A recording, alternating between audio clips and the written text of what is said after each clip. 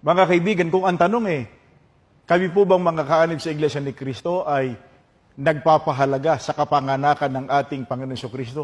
Abay, opo. Ikinagagalak po namin at ipinagpapasalamat namin sa Panginoon Diyos na ang Panginoon Kristo ay isinilang. Sapagkat ang sabi nga ng Biblia, isinilang sa atin ng isang tagapagligtas. Ngayon, gustong-gusto man naming ipagdiwang ang kaarawan ng kapanganakan ng ating Panginoon Kristo, wala nga pong record o tala sa Biblia. Wala pong natala sa Biblia na ipinagdiwang ng mga unang Kristiyano ang kanyang kapanganakan. Pero alam po ng marami ang stand at ang pagkakilala ng Iglesia ni Cristo. Kinikilala po namin ang Panginoon Kristo ay tagapagligtas. Kinikilala namin, base sa Biblia, ang kanyang ililigtas ay ang mga natubos niya.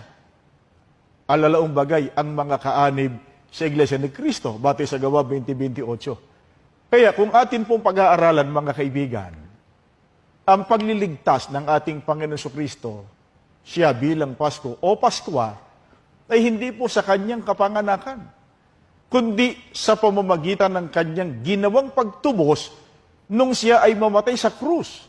At yung kanyang kamatayang iyon ay para sa kanyang iglesia.